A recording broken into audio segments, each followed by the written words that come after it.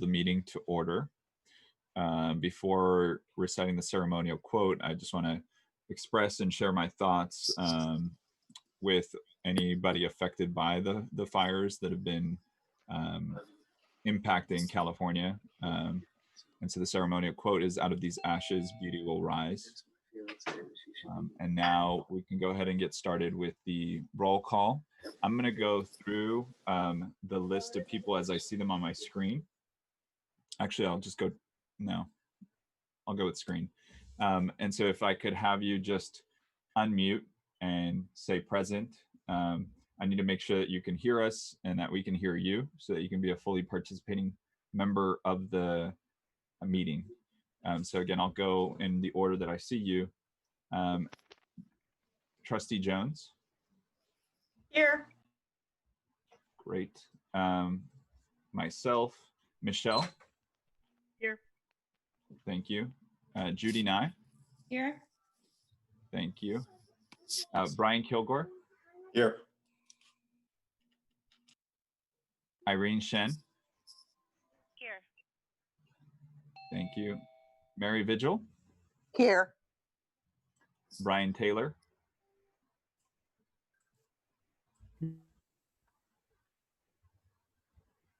Brian Taylor, we cannot hear you. Oh, here. Okay, thank you. Andrew Law. Yeah. Sorry, Andrew, I can faintly hear you. Yeah. Present. Thank you. Kelly Lynch McMahon. Here. Thank you. Malia Santos. Here. Luis Zamora.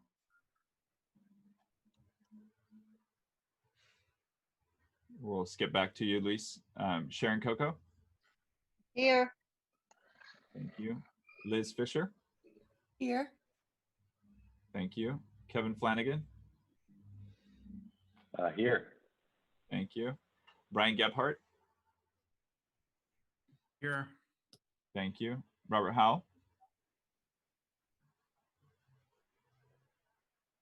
Here. Thank you. Connie Tung. Here. Thank you. And Eric Chu. I'm here. Okay. And in case we need anybody to identify themselves that's from district staff for the purposes of the minutes, Brian, is there anybody we need to identify? Well, Luis Zamora is handling the YouTube live stream, so I'm not sure if he's able to reply, but no, his microphone's off, or he doesn't have a mic. right. Okay, got it. But nope, I think you got everybody. Okay, got it. All right, so we can go ahead and move towards adopting the agenda. Before doing so, Kelly, do you need to expand the reports section? I would like to ask if we could. Oh, I'm sorry, the staff update of facilities section. Yes, I'd like to ask that we expand it by an additional 5 minutes so that we could have the Spur folks update us on their presentation. I'm gonna do you one better and go with 10. So if I could propose that we adopt the agenda with the staff update of facilities to be as much as 25 minutes so that we end at 9:10 p.m. Could I entertain a motion for that? I so move. Thank you, Liz. Do I hear a second? I'll second. This is Sharon. Thank you, Sharon. All right, so let's go back to remembering how to vote. Let's see.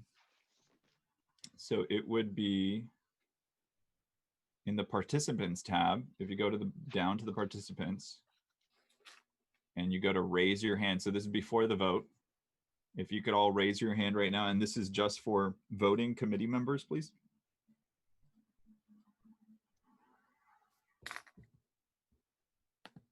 If everyone could raise their hand, we are not voting yet on adopting the agenda. We are just testing to make sure that we can all vote. Sharon, can you? I'm having a hard time with this tonight for some Sure, reason. no problem. Do you want us to take your vote vocally? Yeah, that would be great until I can get this all squared away. Okay. Andrew? Okay, great. And Malia? And Mary? Great, thank you, Mary. And Malia? Cool. All right. Okay, now if everybody could lower their hands. That includes me. All in favor of adopting the agenda as amended, please raise your hands.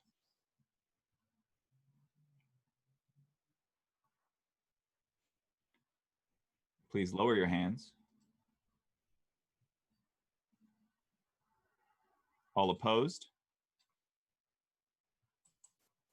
All right, the ayes have it, and the agenda is adopted. We now move on to the approval of the minutes/notes. And we've attached the minutes of the meeting for August 5th. And Irene wanted to point out that she should be marked absent. So with that modification, does anybody have any other modifications? I'll entertain a motion. I'll move to approve the minutes. So that was a motion by Judy to approve. Do I hear a second? I'll second, Robert. Thank you, Robert. So going back to the participants tab, if everybody could raise their hands if they are in support of adopting the minutes as modified.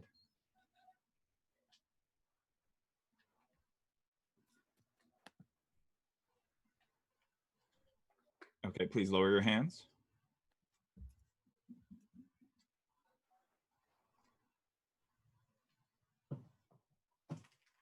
Sorry, Brian. All opposed? All right, thank you very much. The ayes have it. So we can go ahead and move to oral and written communications. Moving forward, I'll want to make sure that the meeting invite is reflected in the agenda so that the public can address us publicly. But I also checked the inbox and we received no public comment. So as of now, there's no public comment. So we can go ahead and move to the review of the staff update of facilities. And this is a discussion that can go as long as 25 minutes. And I'll keep time. Thank you. Okay, thank you, Antonio. So, excuse me, I believe our last meeting, or possibly the meeting before, we had our SPUR community members come and do a presentation for us on the opportunities for solar within the district. And we were tasked to, staff was tasked to find out what the potential for cost savings would be, as well as how that program could potentially be implemented. So I have them here with us today for them to be able to share with you what their results were of their initial study. And so the study included looking at all of our sites. They were given access to our PG&E bills to see what our usage was. And they actually then reviewed our our overall usage in subsequent years, I think dating back as far back as 4 or 5 years, to let us know kind of what our average is and then what our potential will be if we implement these cost saving measures moving forward. So with that, we have with us, let's see, where did they go? I just saw them on the screen and they disappeared. Did they get booted off? Or I can see both Kevin and Brian. Those are. Yeah. okay, I can't see them, so maybe that's just my screen not being big enough. But Kevin and Brian are here from SPUR and from oh my gosh, I'm drawing a blank. Anyway, I'm going to go ahead and allow them to share their screens and present their information to you all for review and discussion. Okay, I just started sharing my screen. Can you all hear me okay? Yes. Yes, thank you. All right, great. So yeah, I'm Brian Taylor. I'm with Forefront Power. And then also on is Kevin Flanagan from Spur. So we have a limited amount of time. So I'm going to set my timer here. And I'm going to give you guys kind of a high level of the work that we've done since the last meeting. So if you recall, really what we're trying to do is use the suite of tools that we have available to position the district as a leader in sustainability and save you money on your electricity expenses through a combination of on-site solar, through battery storage, and EV charging stations, et cetera. There's a number of different products that are involved here. And the bottom line is energy savings. You get to meet any zero net energy standards. You get to be green. And then you also get to teach your kids about solar energy and renewable energy. So that's kind of the high level. If you recall last time, Kevin is with Spur. Spur is a joint powers authority. Kevin, I could queue you up or to kind of review the stuff that we went over last time, or I could keep going here, but I'll maybe just lead off by saying that Spur is a joint powers authority. They're made up of over 200 school districts and community colleges, and their charter is to lower the utility costs for public agencies. And so Spur runs RFPs for everything from gas, telecom, LED lighting. They saw school districts running their own RFPs for solar and storage, and they thought that they could help by running a large statewide RFP. They ran that large statewide RFP to save districts time, money, and reduce risk. We, Forefront Power, are the winner of that statewide RFP, and this statewide RFP allows you to get pre-negotiated pricing, a pre-negotiated contract with pre-negotiated favorable terms, kind of all of the detailed stuff that a consultant would provide if you were to run a full procurement for solar and storage. And this program has been immensely popular, and it's been used by over 40 different public agencies, including 20 school districts. And it meets and exceeds kind of the government code requirements. That's Spur in a nutshell. Now, going to what we talked about last time was this idea of a power purchase agreement, whereby there's no capital outlay on the part of the district. Forefront Power finances the solar energy systems. The district simply purchases the energy produced by the systems at a rate that is both below your grid rate in year one and flat for 20 years. So I'm basically going to show what this looks like for the district in the next slide. But keep in mind here that as Forefront Power, there's basically a federal tax credit that's available to folks that procure solar and storage. And you as a public agency would not be able to monetize these federal tax credits if you bought the systems yourself. So this is really the mechanism by which Forefront Power, as owner of the system, squeezes this tax credit coupon and passes it along to you in the form of a lower energy rate. There's no capital outlay, no bonding. We take care of all the operations and maintenance, and we guarantee the performance of the system. So when we looked at your sites and we did an analysis of your energy spend and your energy consumption, this is what we found. So this is specific to Fremont. Okay, so when we're looking at kind of three categories of school types, you have high schools, elementary schools, middle schools, or junior high schools. Then you have other, like your adult school or some of your administrative buildings. So looking at your high schools, for instance, you consume about 7.5 million kilowatt hours a year, and you spend at your high schools about $1.6 million a year on energy expenses. Now, we have been able to design systems at your high school sites which offset the energy consumption at those sites, about 90% of your energy consumption, which is basically the sweet spot. You wouldn't want to go more than that. So I'm kind of looking at this first line. In year one, we can save you about $300,000 or about 20% on your energy expenses at your high schools with no capital outlay, no funds expended on the part of the district. Similarly, kind of the same thing for your elementary schools. You have about 25 elementary schools. You are consuming or you're spending about 1.5 million on energy at those sites.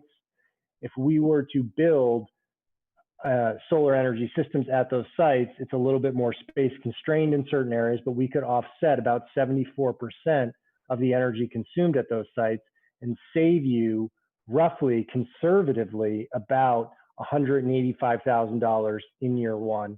And over the course of 20 years, as utility rates go up, about $6.7 million at your elementary schools. I forgot to mention about $16 million at your high schools. Same analysis for your middle schools and then your adult and administrative facilities. So in total, in year one, we could reduce what you're spending on PG&E by about 15% conservatively, and then over the course of 20 years, save you about $26.5 million, again, conservatively. That's assuming, you know, a 3% annual utility rate increase.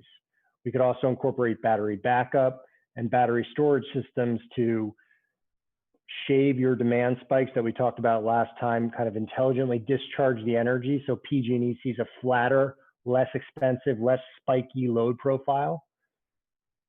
Again, there can be no capital outlay. You know, we can go into the details about that a little bit, but again, Forefront Power finances this entire the entire installation and design of these systems. And then you're sitting in a good pocket right now for most of these systems to be able to hit the summer 2021 construction window at, you know, in a pretty normal construction time frame.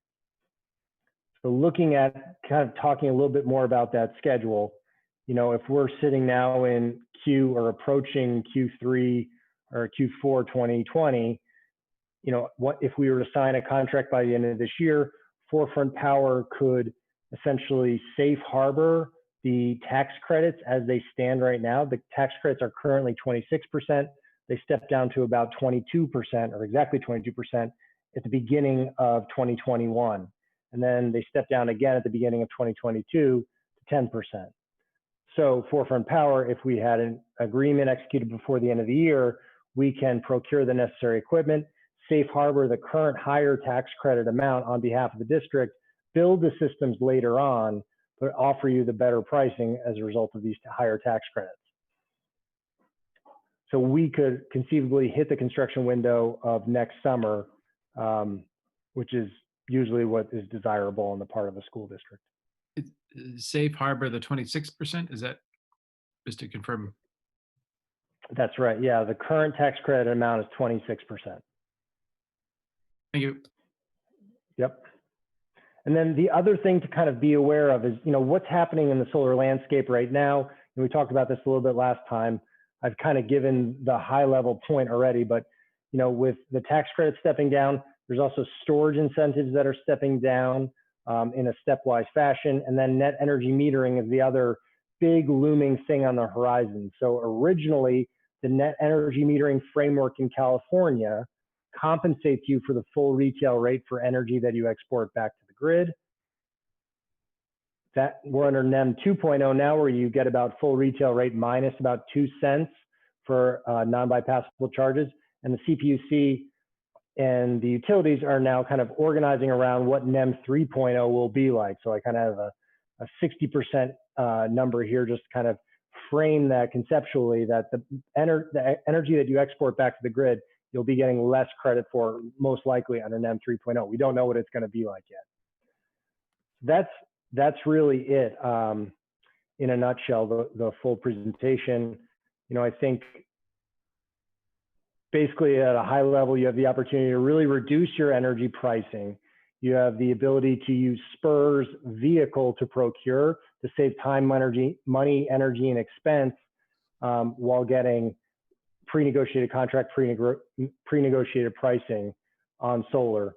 And then the next steps would be essentially to review these layouts in more detail with staff, with the appropriate internal channels, kind of identify the scoping and the pricing that, or the scoping that you would want and the associated pricing with that. And then review contracts or potentially board movement. So I guess I'll pause there and see if I can answer any questions. Go ahead, Brian. Can you I know you have to review it, but can you describe what you expect the layouts to be for to accomplish those percentages? Like, is it would it mostly be parking solar or roof solar, or just characterize it?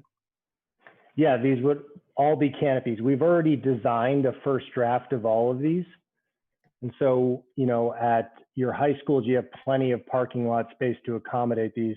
At basically all of your sites, I wouldn't see anywhere where you'd have the ability to put a ground mounted solar system in your back 40 or something like that. School space tends to be quite precious in that regard. And then rooftops tend to be a little bit of a nightmare with DSA and trying to put stuff on the roof. So we've already designed the conceptual layouts for these roughly 39 sites and have a pretty good idea. Like, that's where we're deriving this energy production and energy offset from, and system sizing. Robert? Why is the energy different savings for the high schools versus like middle school and elementary school? Right. So when you have a much larger system at a high school, you're able to have a essentially lower price because you have a larger system with more economies of scale. And then at smaller sites, when you have a smaller system, they tend to have a higher price. And then that's one half of the equation. The other half of the equation is what you're actually paying the utility. So the delta between our rate and the avoided cost from the utility is the other factor. And so when we measure those two things, that high schools and elementary schools can have different values of solar or different avoided costs depending on their rate tariffs. And we have up to 11 minutes left. Michelle? Yes, Brian. Michelle, you're hard to hear. Can you hear me better? A bit better. Okay, I got a microphone right in my mouth. Great. Brian, I have two questions. The first one is regarding high schools. You say you already have plans. Are they strictly already in the parking lots, or like I'll speak for Irvington High where I work, where we've talked about trying to get canopy type in our pavilion area, just so that we have shade for our students or protection from the rain, so that it would be a double fold thing. Has that been looked at the different schools, or is it just strictly that you're looking at parking lots? That's question one, and then I'll have a second question for you. Sure. Yeah, and that's kind of where I think the next step lies, is that we have these designs that we have come up with based on our experience with schools and knowing generally where folks want to put the solar. Generally, folks want to put solar on the parking areas, and then sometimes people like to have solar in the quads or the like the eating areas where students can congregate under them. So typically what we try and do is, when we conceptualize a solar site, we look at where the point of common coupling is. In other words, where your service and your electricity meter is, and minimizing the distance between that and the solar, because that adds cost. But yes, we primarily focus on the parking lots first, but we'd be happy to incorporate shade structures over play areas, or eating areas, or kind of open quads, as you put it. Okay, thank you. Definitely Irvington would like to be looked at for that. My second one is, as SEIU representative, installing this stuff, again, are you going to be working with our maintenance people on how to service these things, or do you guys handle all the service and they're never going to have to deal with it? They're never going to have to deal with it. Please don't touch the system is kind of the mantra here, because again, we finance them, they're on our balance sheet, and we own them. So if they're not operating, we're not making money, right? And so we're incentivized to make sure these systems are operational and they're our property. So if a panel breaks or an inverter breaks, we have alerts coming up on our screens that tell us that something's wrong. We dispatch trucks to fix it. And because we have an aligned partnership, the district wants to see the system produce as much energy as possible, and we want to see the system produce as much energy as possible, because that's the way we recoup our upfront investment. So yes, the operations and maintenance is not the responsibility of your staff. We take care of that. Thank you.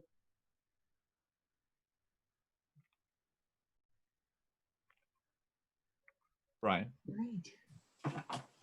What are the risks of not meeting the estimated savings? Right. So the risks of not meeting the estimated. So there's a couple things that are happening here that you should be aware of. One is we talked about the net energy metering framework, where when you export energy back to the grid compensates you for that energy at a certain rate. So that dictates how fast your bill goes down. And that you get grandfathered on for 20 years. So that's kind of the structure underlying these agreements with the utility. The other thing that you would worry about is utility rates going down, because you're essentially agreeing to buy power from Forefront Power for the solar energy system at a fixed rate for 20 years. So if utility rates go down precipitously, like at your high schools, if utility rates go down by 20%, all of a sudden your hedge is going to be underwater. But if you think utility rates are going to go down with a bankrupt utility, and they've never historically done that, you know, that's kind of why so many school districts and public agencies have used this type of structure. The other thing that you worry about, or that, you know, you want to be conscious of, is the system producing more energy than you need? So right now you can see that at the high schools, we're not space constrained. We can hit 90% offset there. But, you know, this year, schools aren't consuming nearly as much energy as they were in the past. So, and what's your trajectory like with, you know, your enrollment? Is it going down, or is it maintaining? Are you going to be doing energy efficiency? Because if you're going to be chopping a bunch of energy consumption away using energy efficiency, then you get where I'm going. Yeah. So those are the types of things. So if you said, hey, 90% is really too high, we want to scale this down a little bit to give ourselves some headroom in case any number of factors can happen, then we do that. So I'm going to prioritize speakers who haven't spoken before. Trustee Jones, and we have 5 minutes and 30 seconds left. Yeah, I just wanted to say that two things. I think that Michelle is right. We probably have not just Irvington, but other sites that would be interested in this shade structure option. We have a lot of students who eat lunch outdoors and have limited shade options for that. So I think that's something we'd want to look into. I also had a question about what, you know, I'm a homeowner, we have solar. At the end of the year, we get the PG&E true up bill.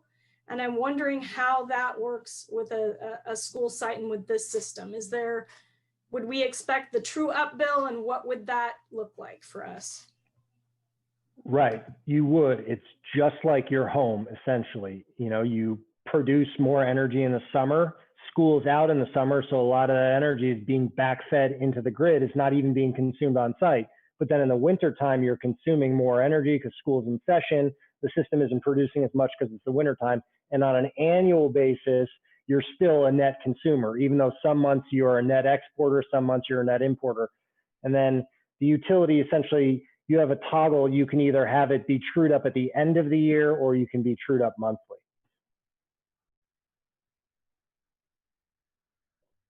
Robert? So this is kind of a technical question that might be outside of the scope, but I'm just kind of curious where the efficiency of solar cells are today and what's the ramp. I mean, this is a 20-year project, and you know, I don't think solar efficiency will double, but what does it look like? Right, the efficiency of the panels is, you know, in terms of rough orders of magnitude, is about 20% efficiency, and it is coming down like Moore's law, right? It's in a stepwise fashion. And so now the actual cost of the solar panels, I think the question you're getting at is, why am I buying the TV now when there's going to be a new TV or a new, cheaper solar system to install in a couple years? And the kind of mindset around that is that as the solar panels become less and less a big portion of the total expense of the solar system, you have other components that aren't decreasing that are subject to inflationary pressures like steel, like labor, et cetera. And then secondly, you have these incentives that kind of make the solar way cheaper now, and then those incentives are going away. And then also the net energy metering framework by which you're going to get grandfathered in, like the value of the energy when you produce it to your PG&E bill is kind of at its azimuth right now, if you will.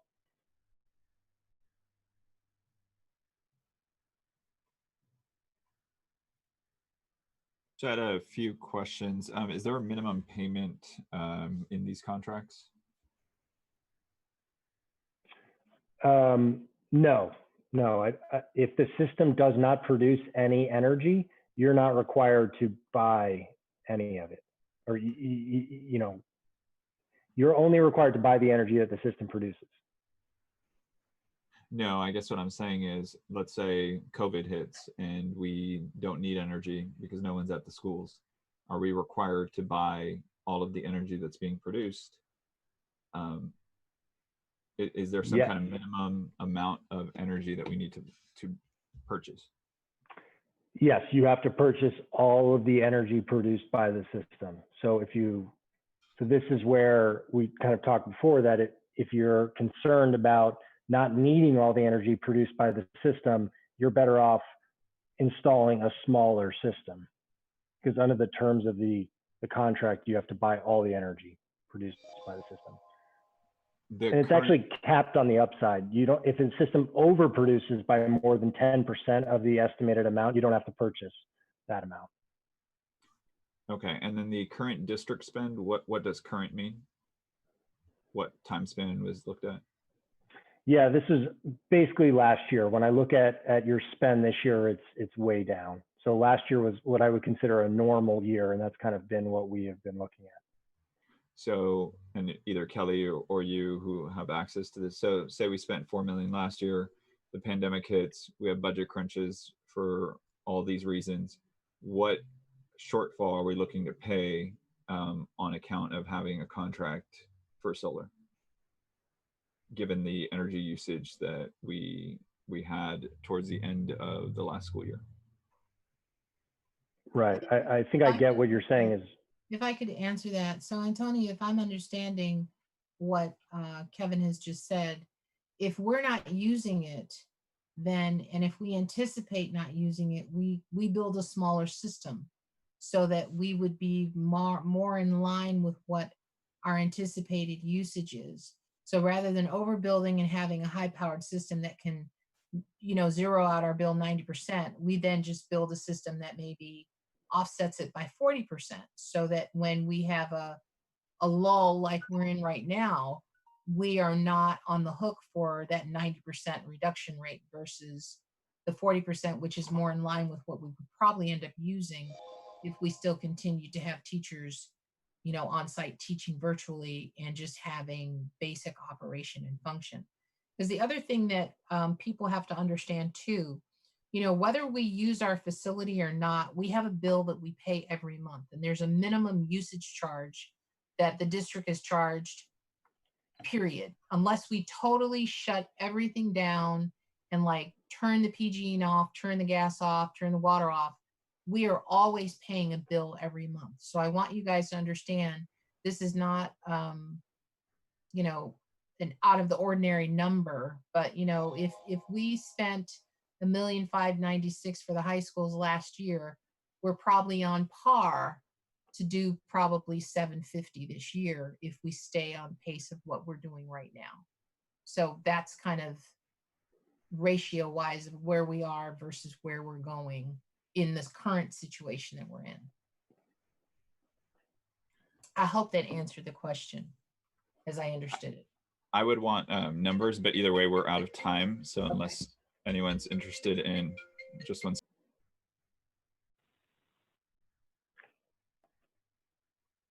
Okay, so I see no hands. So so that officially concludes this item. Can you Thank you stop so much. sharing your screen, Kevin? Oh, yeah, sorry about that. That's okay. Thank you so much, Brian. Appreciate both of you coming to the meeting to present on this. All right, and so Thank now you. moving to, we can now move to election of officers. All right.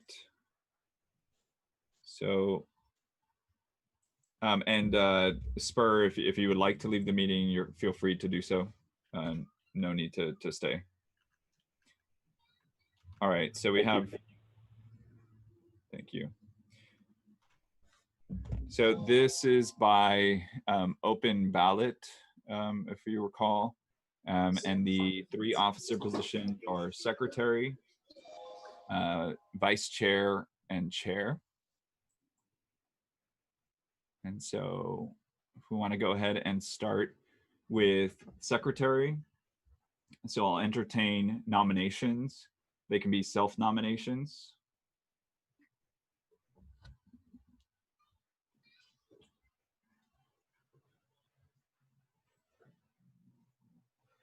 Please, everyone, do not rush to raise your hands all at once. I'm willing to continue if it pleases the committee. Great. We have a self-nomination, and I will give it 20 to 30 more seconds.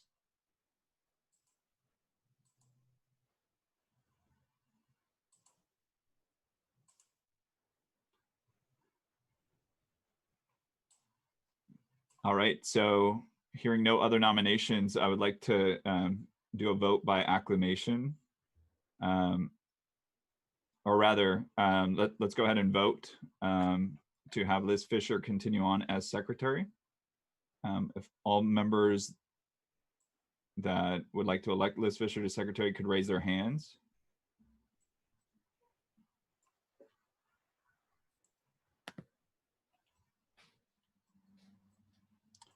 Okay, please lower your hands.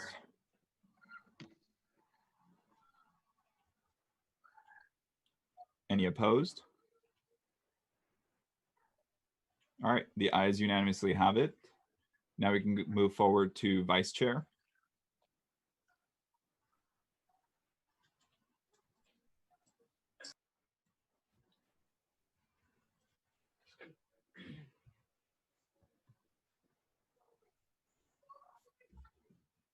If anyone is interested in serving as vice chair for the next year.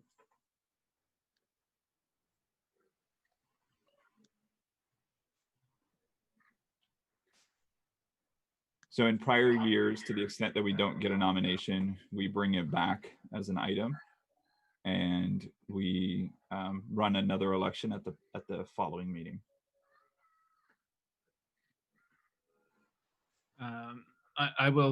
I'm willing to continue to serve as vice chair. Awesome. Thank you so much, Brian.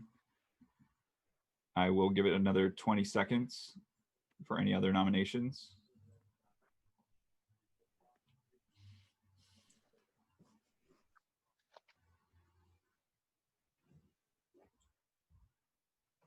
All right, let's go ahead and put it to a vote.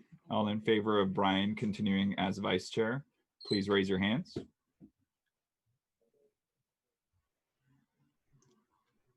Please lower your hands. Any opposed? The ayes unanimously have it. Brian is vice chair. Now we can go ahead and move forward with chair. If anyone would like to either self-nominate or nominate someone to be chair.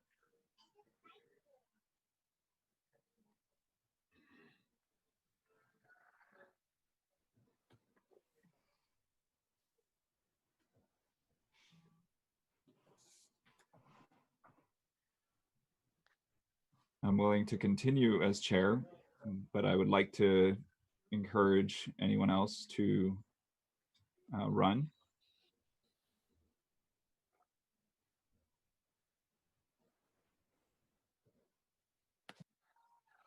I'll give it the same 20 seconds.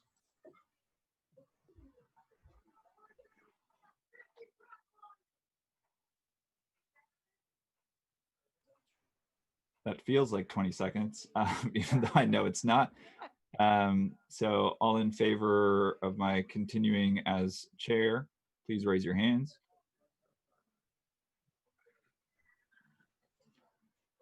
Okay, please lower your hands.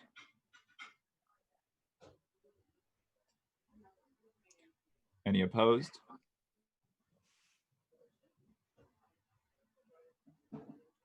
All right, the ayes unanimously have it. Any comments from any of the current officers?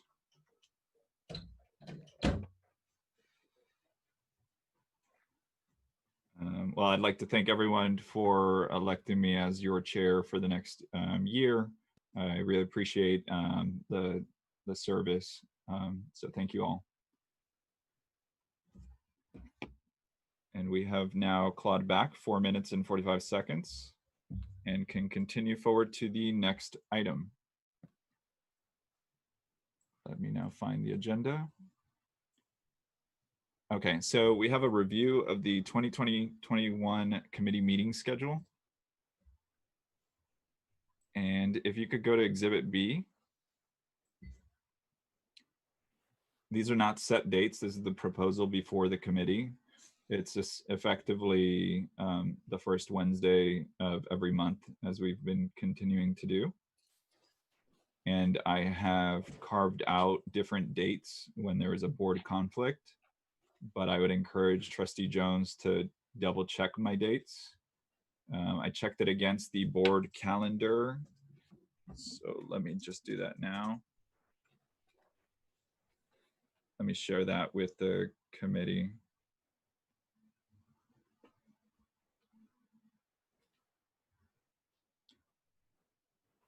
Is it this one? Yes, I think it's this.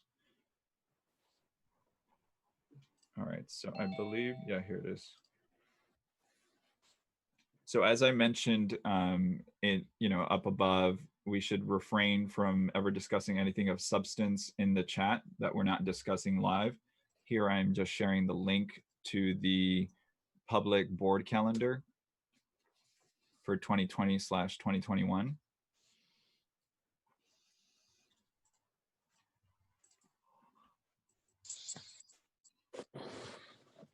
And barring any comments, I would entertain a motion to adopt our meeting schedule.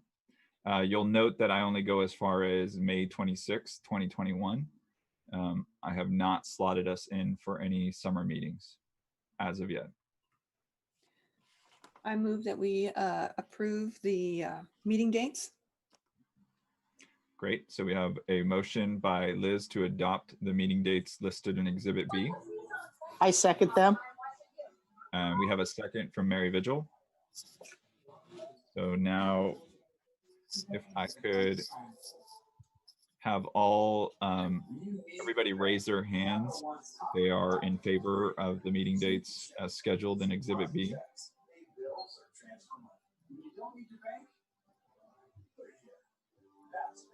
All right, please lower your hands.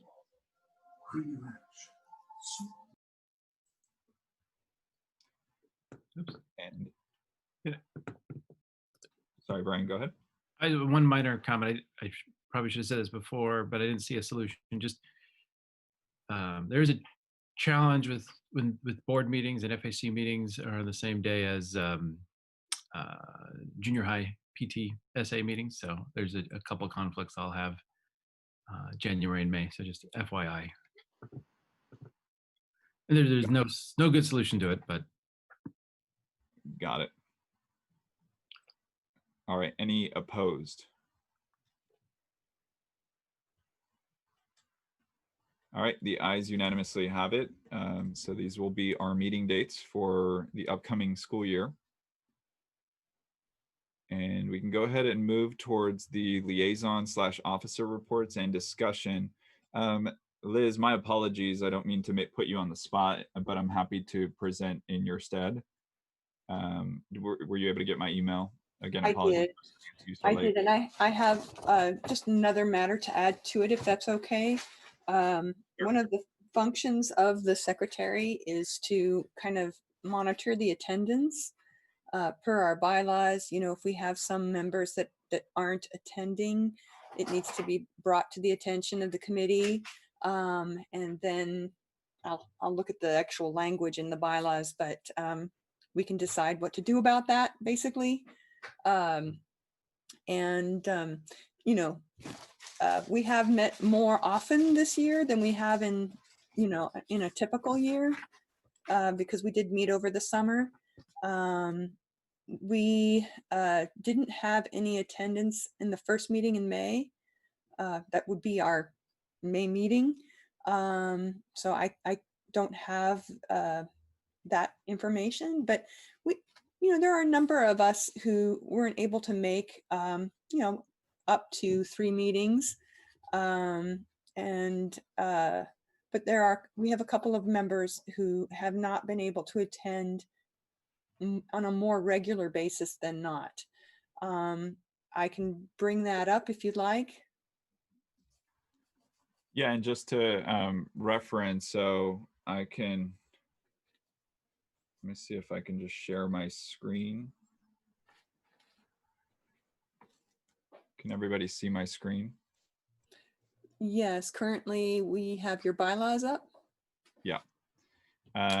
So if in the event a committee member is absent without a valid reason for 3 regular meetings during a calendar year, the board may choose to remove that member from the committee.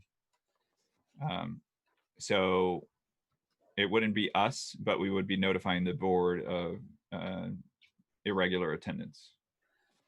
Correct. And, you know, I have to say, I haven't had access to our email account and or voicemail account.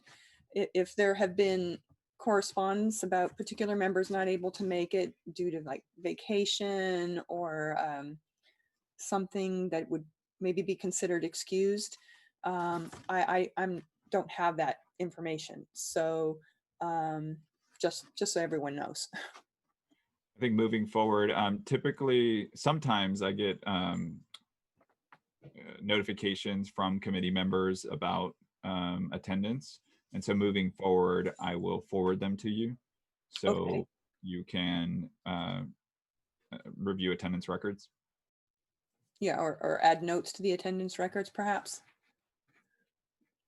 Okay, so that being said, and forgive me because I myself have also missed, you know, just a couple meetings, but you know, this may or may not be an issue, but Michelle, you know, hasn't been able to attend our meetings very often.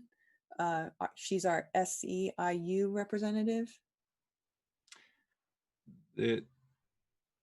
Yeah, I don't know. I mean, I think it would be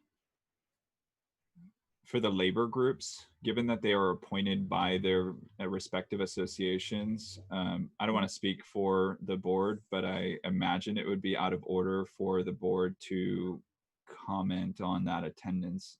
Okay. Trustee Jones, do you want to speak on this? Yeah, I would agree. I really think it's up to the labor groups to decide that. But if, you know, if one of the members who's a labor rep is really having trouble meeting, then I really think it's their responsibility to let their group know if they would like to find someone else, or maybe, I don't know if we allow alternates, but I like the idea, especially for labor groups, to have alternates when somebody can't attend. But yeah, it's not really the board's position, I don't think, to refill a labor position. Okay, then moving on, we have another member, community member for American Attendance Area, Akshaya Aradaya. I'm not sure if I'm pronouncing that right. She has not been able to attend many of our meetings. So Liz, if I may, if we could collect the report so that we could go through the attendance record and then present it at the next meeting. and then, consider sending the report to the board, as opposed to discussion by the committee, which, given that we do not have the power to remove a member, it would just be more appropriate to simply forward it on to the board for their consideration. Yes, well, I can make a motion to forward this particular member, this American community member in particular, only because there are so many meetings that were missed. And other than that, all of our other members have, been pretty consistent. So one thing I might add, in another committee, we generally tend to reach out to that person in case there was some miscommunication or they got dropped from the email list or something. Yeah, I would. Oh, go ahead. I was just going to say, Antonio, would you want to do that and reach out to her? Yeah, I would agree with Robert. I think it would be in order to, especially if we're, and I think we should enforce our bylaws for sure. But given this attention to the matter, the first step, I think that would be appropriate, would be to, reach out to the member and encourage attendance before making a recommendation to the board. Okay. With no motion needed for that, that's pretty much all that I have to add to my report, other than, if everybody wants to see your spreadsheet, perhaps. Sure, let me open that up. And again, I apologize to Liz. I ended up filling this in earlier today. So just to be clear, again, the labor groups, their term could easily be just renewed by their respective association. But so per the bylaws, the committee consists of 16 members to serve a term of 2 years. If you recall, at the beginning of our terms, we had 2 or 3 parent members and 2 or 3 community members asked to volunteer to serve an initial 3-year term. And then given certain resignations, now we have 4 members whose terms stretch 3 years.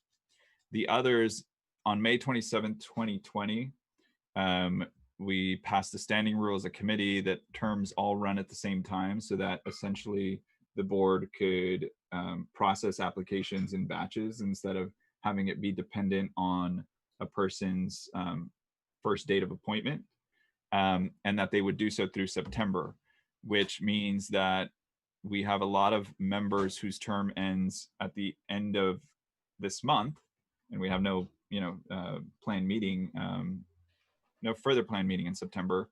So I would just urge these members to reapply if they are interested in serving on the committee,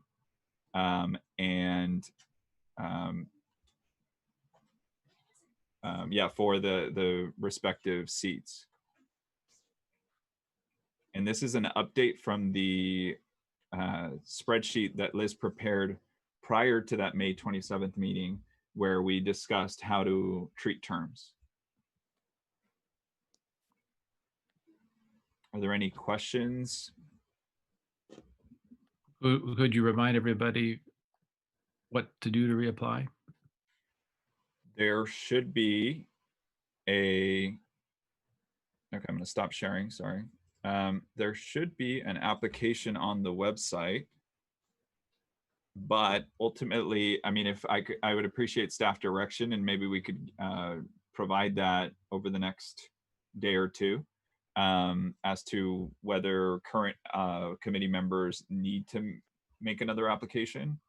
But nevertheless, we should certainly highlight that a new term is beginning. There's the application packet on the website. Michelle? Yes, you show me as being board approved on April of this year, but my term ending in September. That doesn't seem like that's correct. Right. So So if you were, so whoever the SEIU rep was appointed when the committee began in probably 2018. When you were then reappointed in April, or sorry, were you appointed in April? Not Or to my something knowledge. I've been on the committee for a while now. Okay, so then That's why perhaps the we need April to, kind of, I think that your date's incorrect there, maybe. got it. And because it doesn't make sense that, you know, I know I've been on for over a year, so. Okay, got it. So we're happy to correct that. And you're appointed by your association, so you would just go, you know, whatever internal processes SEIU has, and then we have no say over that, essentially. Right, I just continue on until it changes. Right. Okay. Right. However, SEIU handles that. The reason it's, so let's say you were you started in 2019, like mid 2019, it still stops at the same time as everybody's, if you will, so that the terms all run in parallel. But again, it's all different for the labor groups. Right, and that makes sense. It's just that I know that it wasn't a board approval in 2020, so not this Oh, year. It had to be previous.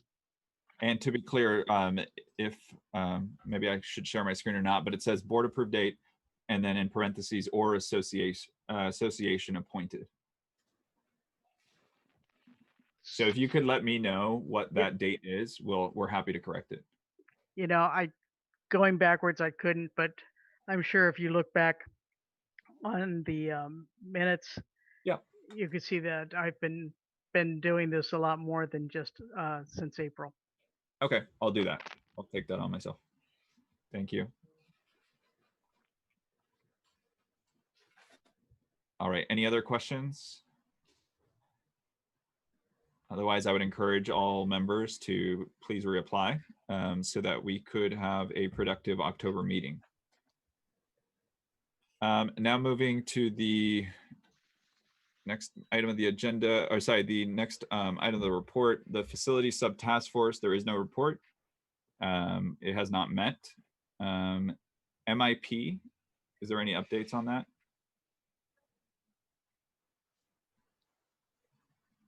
This is Sharon. The only thing that I'm aware of for the Spanish dual immersion and the Mandarin immersion program is that they currently were accepting applications from the Mandarin immersion folks to get people to sit on the task force. So they're moving forward. We haven't seen a date yet, but they just recently were soliciting applications for the MIP. Okay. And I will add that our first meeting is on September 14th. Oh, that's right. You're right. Thank you. You're welcome. So that was for MIP. Are there any updates for SDI, or sorry, did I miss that? It's one task force now. Right. It's Oh, one. okay, got it. Thank you for the clarification. All right, and the demographic subcommittee, I feel like that's a subcommittee that we just recently created, or am I? Well, this is the one that developed the rubric and that we kind of leveraged for the portable question as well. And so, yeah, so the focus has been on the portables, which we'll be talking about shortly. So there's no particular update on that item. I did have a question though, just from a planning perspective.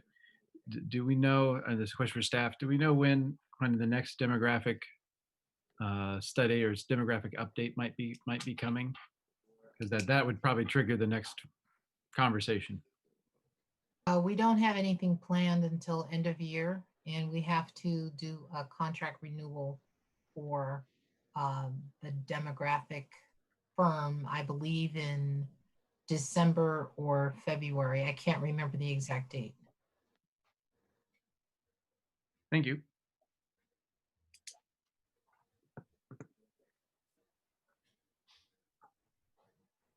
As a frequent attendee of that subcommittee, it's great to now know what it's called. So thank you for that, Brian. So I think that ends the reports and discussion.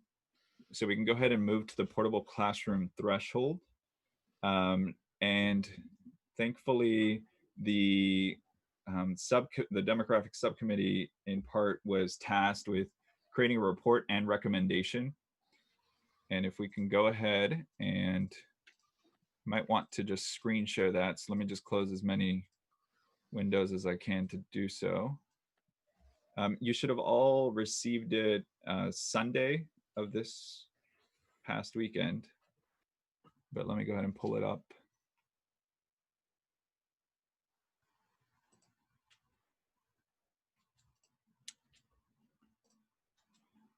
All right.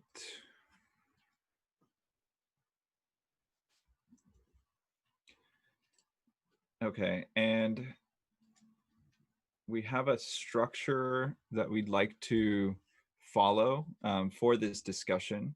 So we want to start with, essentially discussing whether we believe portables present barriers to a quality education.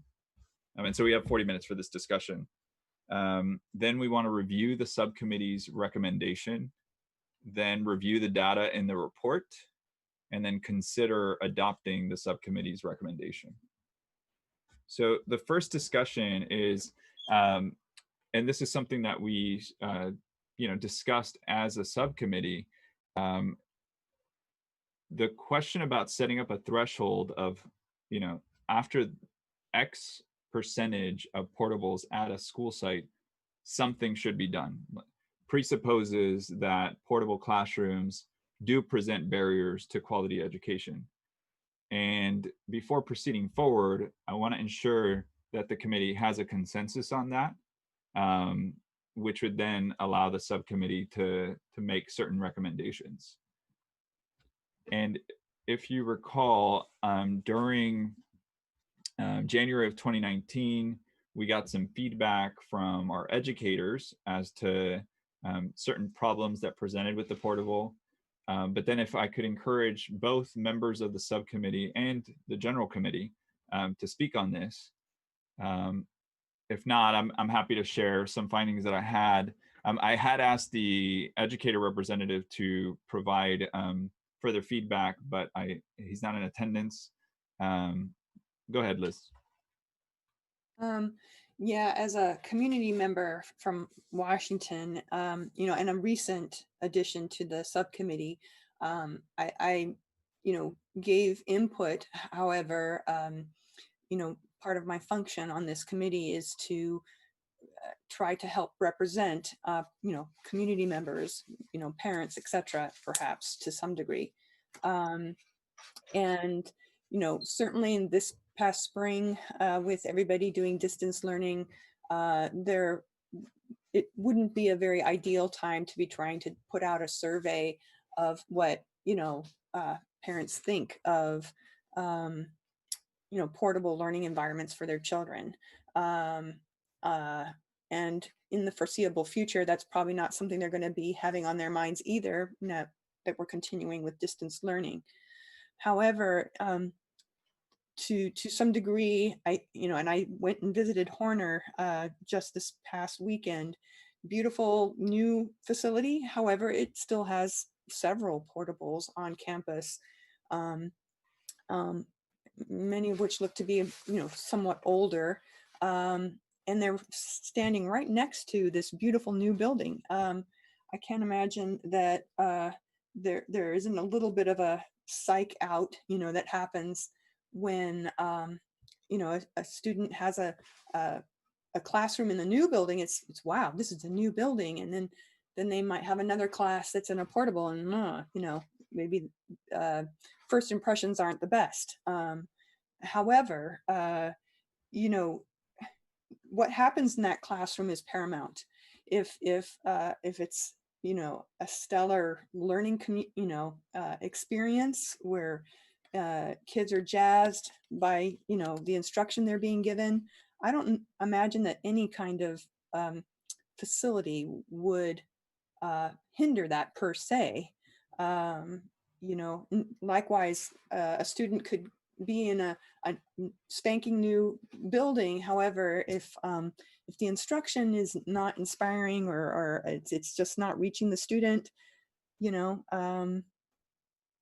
new environment isn't going to add anything to that. So that's just my 2 cents. Thank you, Liz. Brian? So hopefully to help get the rest of the committee to share their opinions, this question is about both temporary and permanent portables. And the question is, how good of an education can our students get in those, to kind of help guide us, right? If the two extremes would be like, they are totally unsuitable and we should never put another portable in any of our sites, would be one extreme. Another extreme would be like, they are just as good as any other classroom, right? I'm just painting a picture. And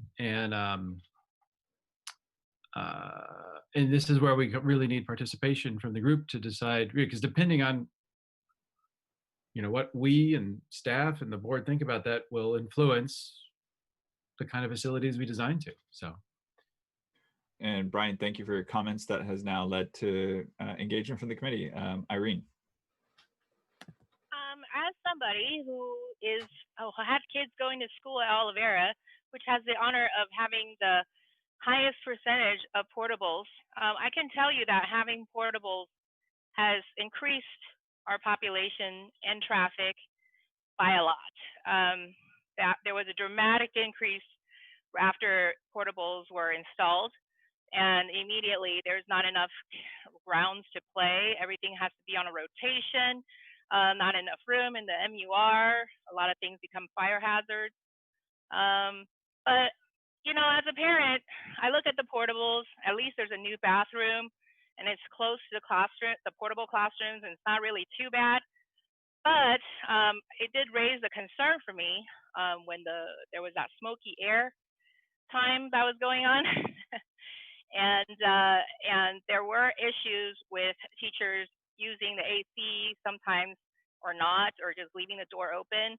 And so now as a parent, I feel I don't know what the ventilation issue is like in the portables, since our staff is not managing those. And I'm curious to see if there's been any studies done on the ventilation of portables and how that compares to a regular classroom, because even though there hasn't been any studies that say portables are less or more of a learning environment than a regular classroom, there have been studies about indoor air quality affecting learning. So that is something I think we need to maybe take a second look at when we're talking about facilities and portables included. Kelly, do you have any comments? Otherwise I can share some, but I would definitely defer to staff on questions of ventilation when it comes to portables. Sorry about that. I didn't realize I was still muted. This was a question that was raised at, I believe, our last board meeting, and I am working with staff to find out that information that you guys are looking for. But from a perspective of a person who operates and maintains a facility for public use, the portables are going to be, of course, not as airy or fluid as a building would be. But I believe that the use of the portables is necessary, and Fremont has a lot of old buildings, so in many instances the portable air quality is better than the actual building based on its age and function and use.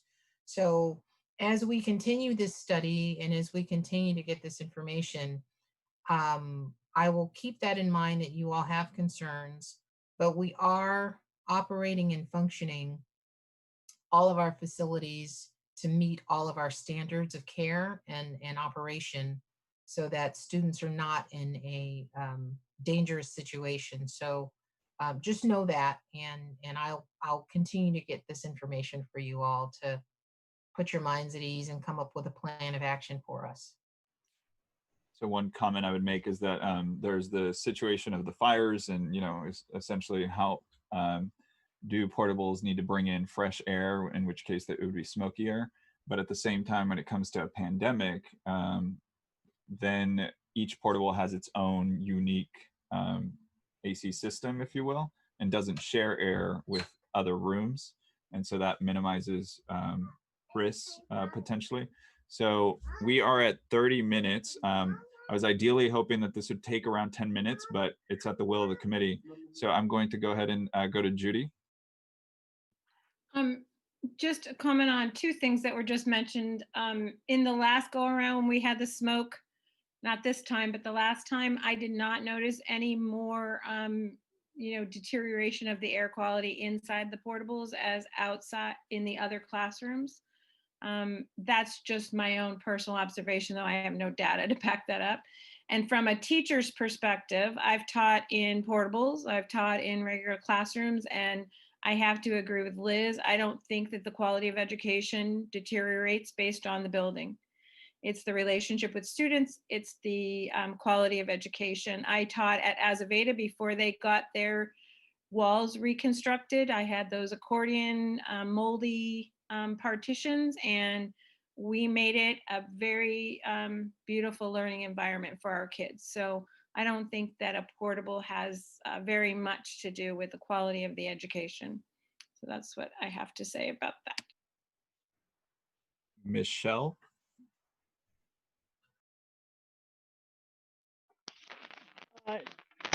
Yes, with regards to, I had talked with Henry earlier today, and he passed on a couple of things to me, that some of the teachers actually prefer the portables because they can open a window, where a lot of schools we don't, we are hermetically sealed.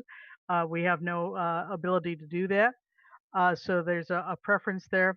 The downside of portables is that when you start getting up into, you're adding 8, 10 portables, and you're setting a separate area, we need to look at the bathroom facilities as well. Case in point, at Irvington, we have 8 portables out on a basketball court. We have issued them umbrellas so that when they have to make the long trek to the bathroom, they will stay dry somewhat, but it is quite a trek. And so you have perception problems when you get into portables, being how you set them up. Also, we've seen where if you are setting up the portables, that there are specialized classes that can be perceived as being a certain way. And that's really how you would set it up as an admin situation, is just to make sure that they are fully integrated and that there's no chance of, oh, well, that area is for the XYZ group or something like that.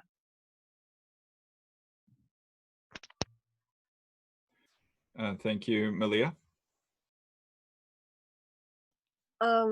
This is just like from a student perspective, as someone who's like been taught in portables or have portables at Kennedy.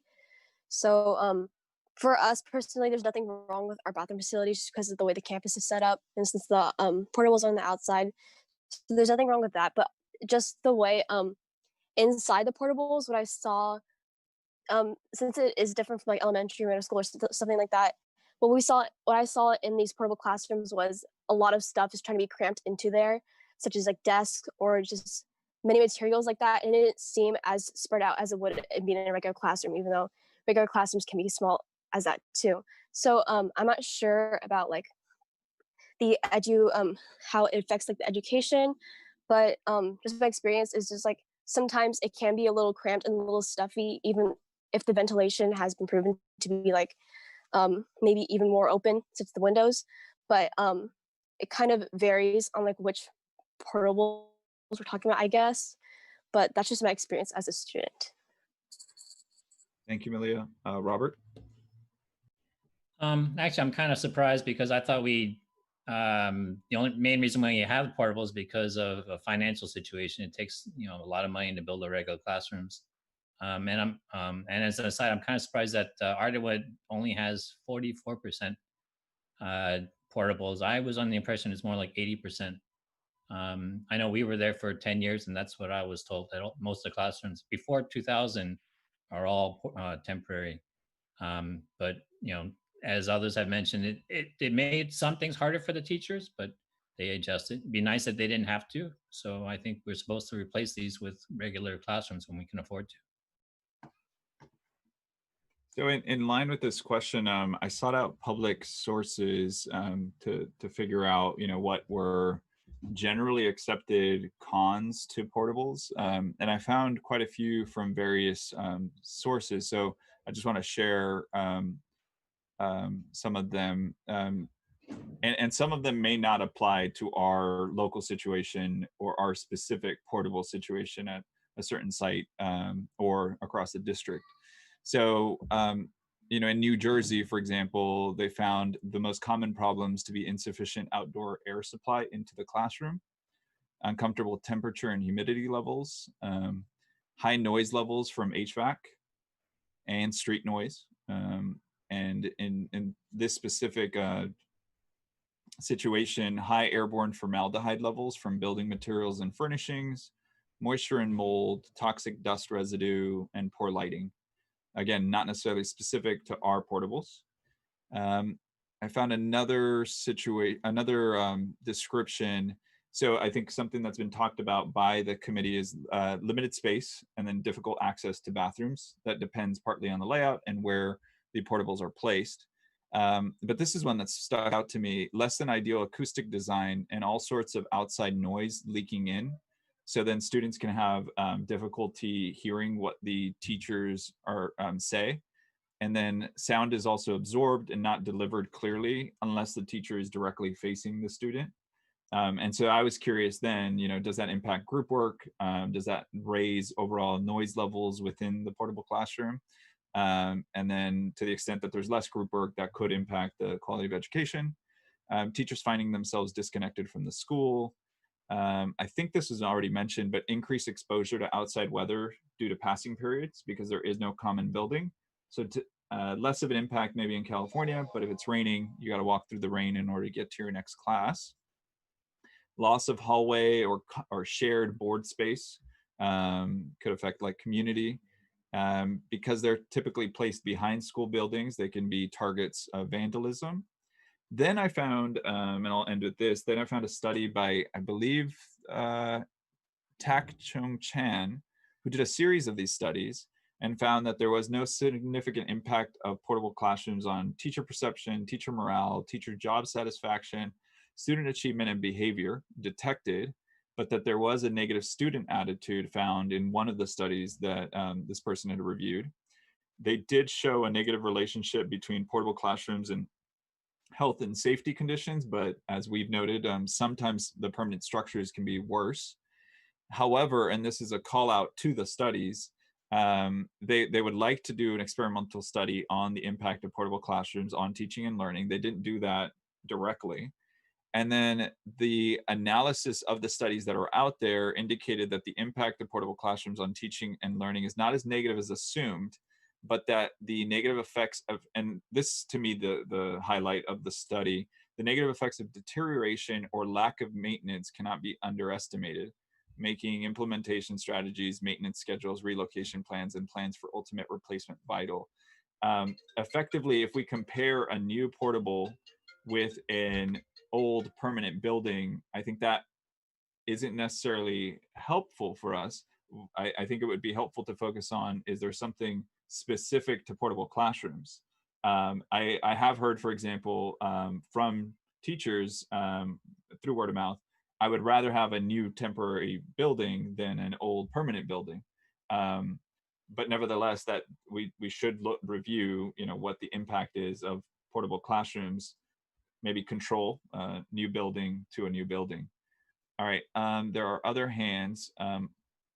May I, Antonio, I wanted to speak to Irene's point, being as she is someone with experience at Olive Sorry, if Era. I may, because of the queue, if I Okay. could go to Andrew and then I'll go to you, Liz. Okay. Andrew? Yes, I kind of agree with some of our speakers about the quality of education. I mean, portables are not ideal, but I don't think they have a huge impact on the learning. But in my opinion, portables are portables. They're supposed to be temporary solutions, and we should set, or the district should set an expiration date on this portable so that they will have to work on it consistently until they become a permanent solution, instead of keeping the portables forever and become like permanently portable. And that's my opinion on that. Thank you, Andrew. And going back to Irene, is your hand raised? Okay. And Liz, go ahead. As Irene mentioned, her school is one that has a lot of portables on it, and we did identify it as one that should be looked at based on a certain threshold, even post conversion. I didn't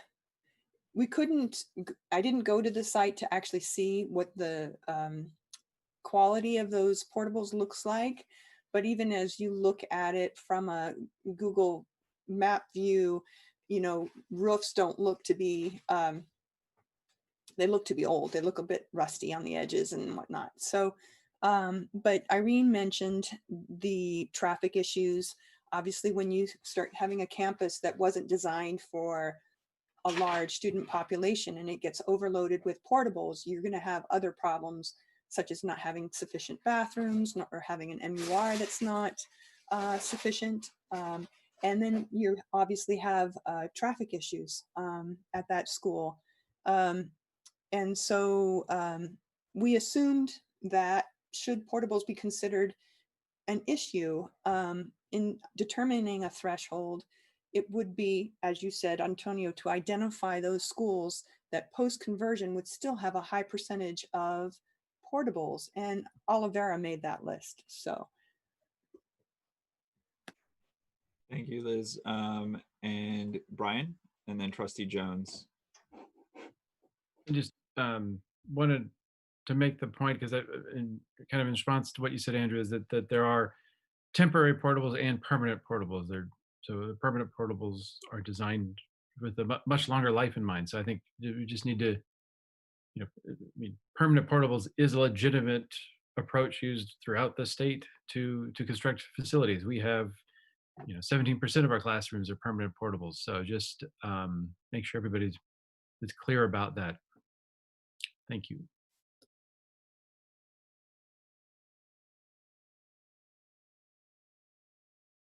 Just want to quickly share, if you haven't had a chance to look at the report, there are examples of, here's a permanent portable, and you can see the foundation. We'll go through this in the report, but this is the reference that Brian was making. And this is a temporary leased. Trustee Jones? I do agree that especially with the temporary portables, the ideal is to look at that as a temporary solution while we solve the permanent problem. I think that the challenge that we have as a board and as school districts is that when we think about long-term planning, I don't see any way in the foreseeable future that boards are going to start devoting general fund dollars to saving for construction projects, so that we are really, really relying on bonds, which takes community support. And, we also have, every 2 years, we have a certain percentage or chance of board members, stepping aside and new people coming on board. And so I think long-term planning for some of these things is challenging if you have a board that decides to change priorities. So we really, especially like with general fund dollars. So really, when we think about long-term planning, we really need to think about bonds as being, because bonds, the guarantees that you make, the promises that you make for the bond stay for the duration of the bond, no matter what changes there are within district leadership or the board. So, I think the community, when we talk about going for the next bond that we'll do eventually, needs to understand that is such an important process. And the bond language is really critical because it ensures that certain goals are met regardless of changes in the district. But I like I said, I don't think we'll have FUSD or really any districts like setting aside general fund dollars for saving for construction projects. We're just too strapped. So those bond projects become really critical. So I would like to move us to, given that we have 15 minutes left of the 40, to the next step of the discussion. Are you okay with that, Liz? What was the next step of the discussion? Reviewing the subcommittee recommendation. Oh, okay, sure thing, please do. Okay, so we've, I can go ahead and share my screen, but to the extent you have the report, please feel free to pull it up. So our recommendation is to the extent that a school site has more than 40% portable, and that is permanent modular and temporary leased classrooms, and this is an analysis that we would do post middle school conversion based on current demographics projections. The Fremont Board of Education and district staff should discuss and consider adopting alternatives to reduce the use of portables at such school sites within a reasonable period of time. And then we refer people to the options to reduce use of portables at a site section in the report. And so these are the options that we've identified to reduce the use of portables at sites. Either removing them, the temporary leased portables, those are the ones that we lease from a third party, making boundary changes to reduce the school size, constructing new classrooms, and those would be stick built, if you will, or leaving permanent portables vacant. And we just want to distinguish these two because permanent portables are purchased, so we can't return them back to the lessor. So there isn't a cost-effective way to stop using them other than to leave them vacant, unlike temporary leased, which we can return back to the lessor. And now the next point of the discussion would be reviewing the data in the report as well as the backup spreadsheet. First, I'd like to entertain any questions to those who've reviewed the report. Otherwise, we can go through it, just section by section, at least do a brief summary for the benefit of everyone and the public. Maybe you'll address this, but I'm kind of curious how you came with 40%. Was it a budgetary thing or something else? Through compromise and consensus. But I'll let Brian and Liz speak. Liz? Yeah, actually, if you want to go to the spreadsheet. Yeah. I mean, this here also, this or the chart. Yeah, this shows current percentage. Is that correct, Brian? Not post conversion. But if you go to the spreadsheet, which also has similar numbers, you'll see, current percentages. And we focused our attention on those that had the highest. For instance, you could look at Niles or Leach or Olivera. And we went to the demographic report where we took the numbers projected post-conversion, and we assumed, for the 6th grades, 30 students per classroom. So wherever reduction there was in conversion amounted to some number of classrooms. And that meant that, say, for instance, in the case of Olivera, post-conversion, you might be able to remove maybe 3 or 4. I have to look back on my numbers. You could remove some number of portables. However, the percentage for the campus still remained over 40%. So Leach, which has a lot of portables, and many of them being temporary, as you see here, it won't actually it won't actually change because it's a K2 school. It won't be helped by the conversion process. So Leach is a large school that is very dependent on portables at the moment. I think a decision there might be just to simply see what the condition of those portables are, to see if it needs to be addressed in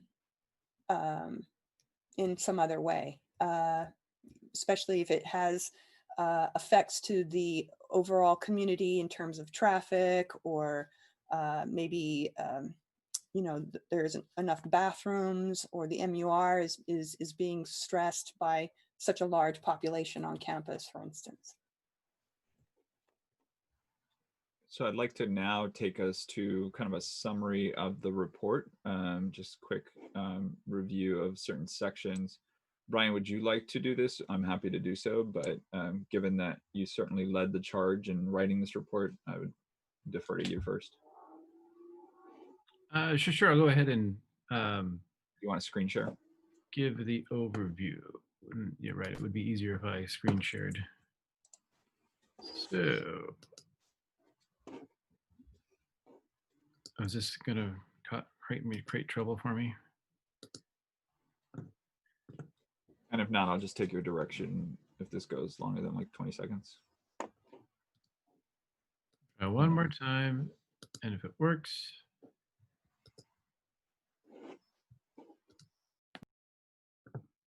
Are y'all able to see my screen?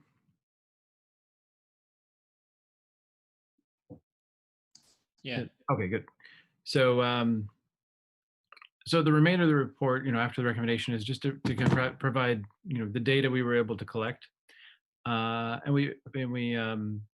some of this was in consultation with Kelly. We did meet with Kelly and discuss this as well.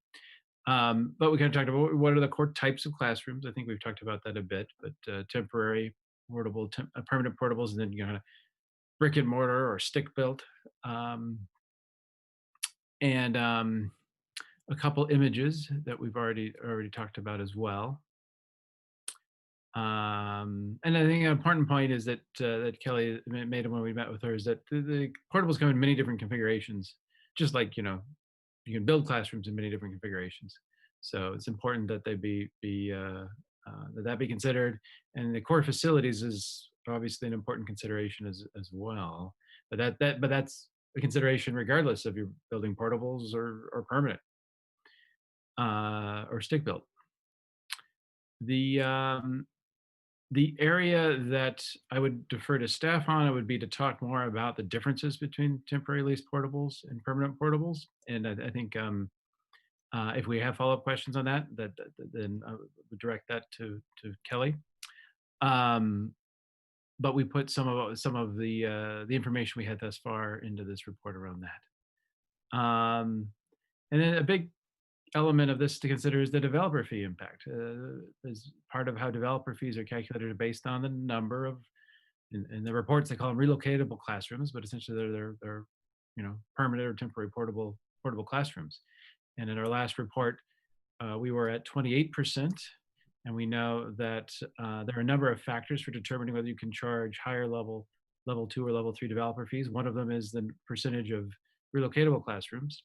And that factor, if you're above 20%, that will help you justify higher developer fees. So that we believe is something we should consider as a consideration as well. And then we get into the portable data, and some of the charts will kind of give you a visual representation, and there's a backup information if needed. But this first one is all sites that have 30% or more of the site is temporary or permanent portables. And then this graph is more focused on temporary portables. Which sites have the most percentage of their site are temporary portables? And then there's the detailed table. It includes both the total classrooms as well as the portable data we got. And I think it's important to note, while we believe this data is largely accurate, it has not been fully audited for accuracy, and in fact, it is always helpful to point out things that might be inaccurate that again staff can double check and confirm. There are a few items we've already mentioned to staff that we want to follow up on to make sure we're as accurate as possible. But for the purposes of creating a general policy around portables, I think this data is very valuable. And so like one of the things is a good example here, right? The SMNA had 28%. Just 1 second, Brian. And so we'll let Sid, he's almost done with the summary, and then we'll entertain questions. Oh, thank you. Thank you. Since the SFNA said 28% and this table says 23%, you know, what's the difference? And that's probably the devil's in the details there. And we asked staff to take a look at that as well. We already covered the options. And then I just mentioned the SFNA disparity. And then the other thing that I think Liz has alluded to is, you know, this picture changes a lot after the middle school conversion.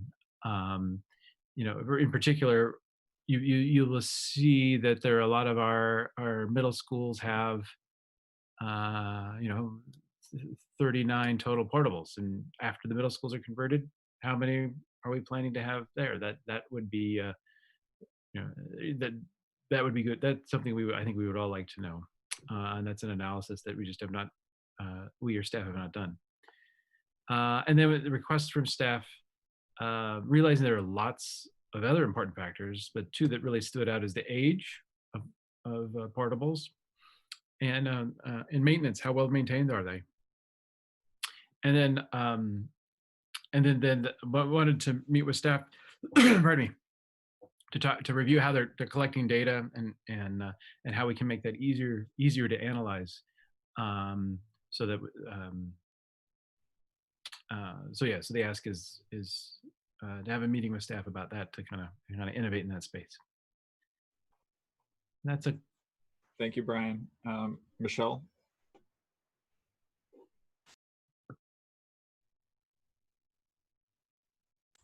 Michelle, you have your hand raised. All right. Now, can you hear me now?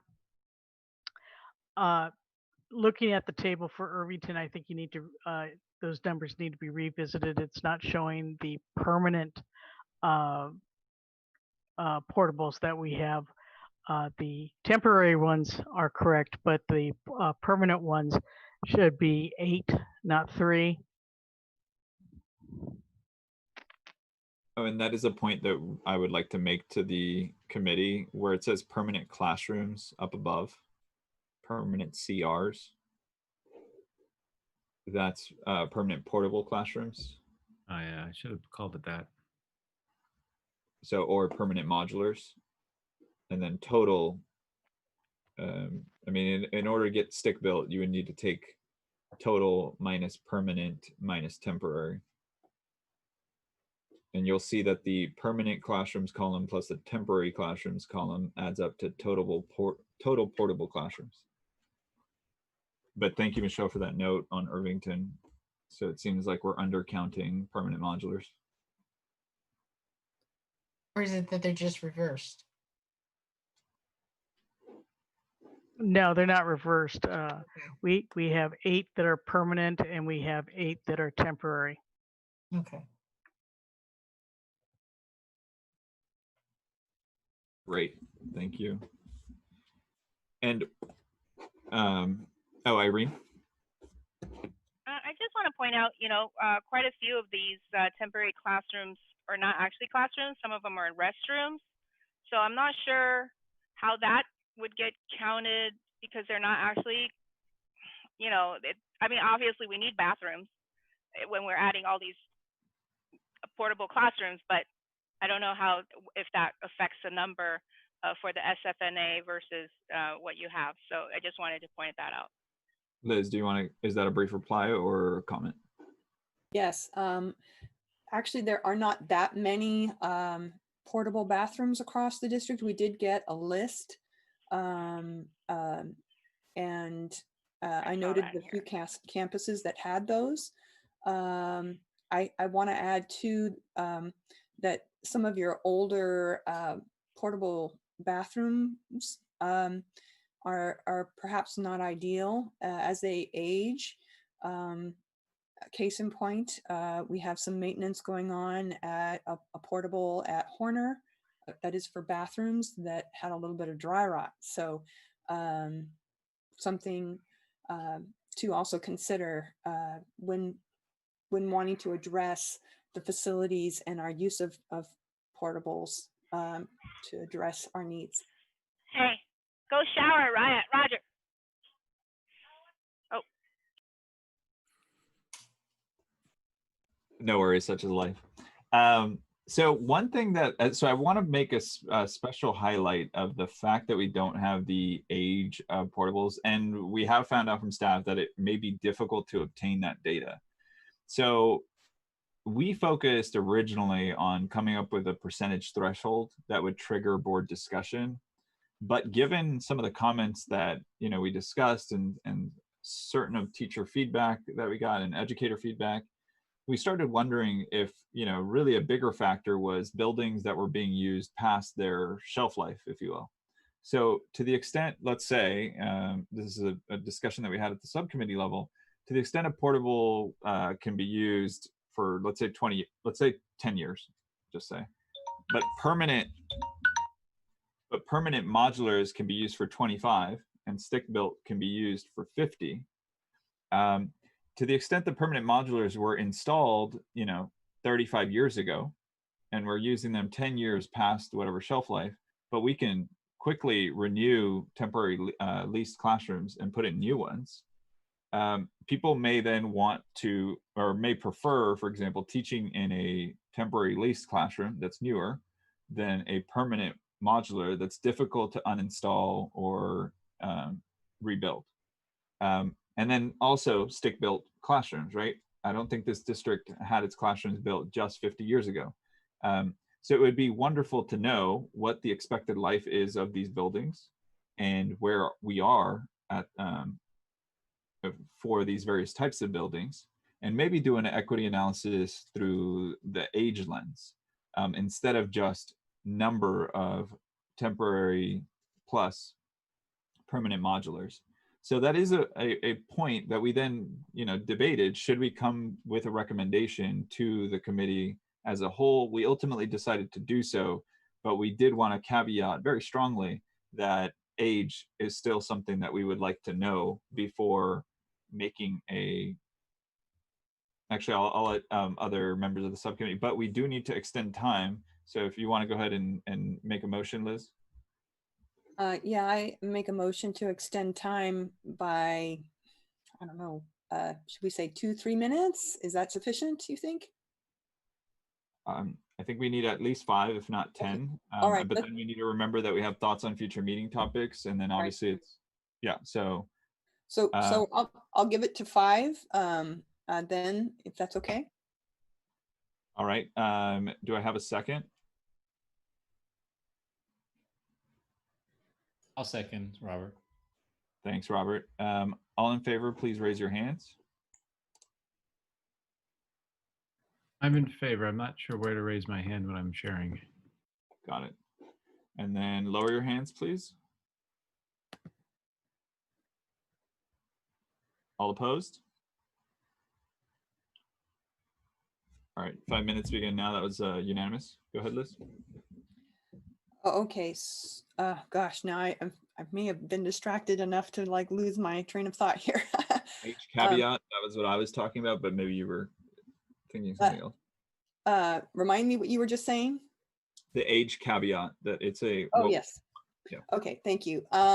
So we, and Andrew had brought this up at our last meeting, you know, that maybe looking at these portables and getting our feet on the ground with them would be, you know, good anecdotal and evidence that we can use towards a more fully fleshed out evaluation. You know, we didn't really have time enough to do that, obviously, before this meeting. But you know, I think to some degree we need to rely on, you know, obviously staff, you know, to let us know, you know, do they see that they have some portables that are getting lots of work orders that are problematic,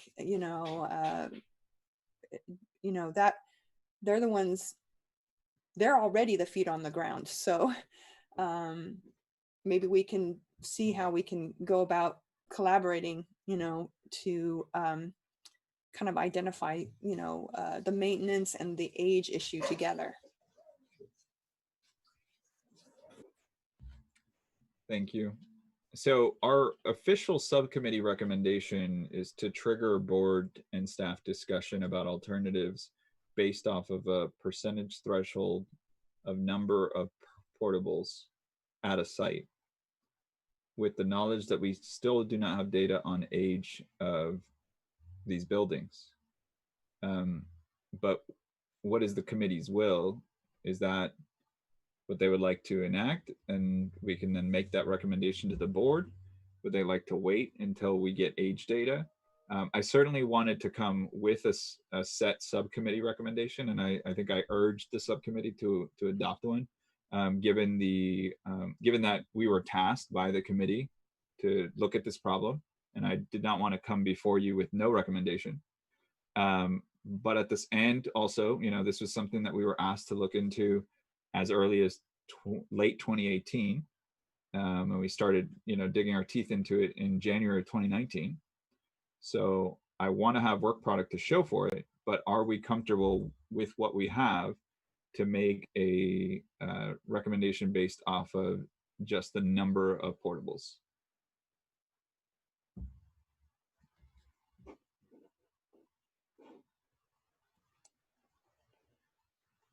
Or I guess put another, is there anybody willing to make a motion of any kind on this topic? Hearing silence, I go to Liz. I do want to say that even as a subcommittee, we were a little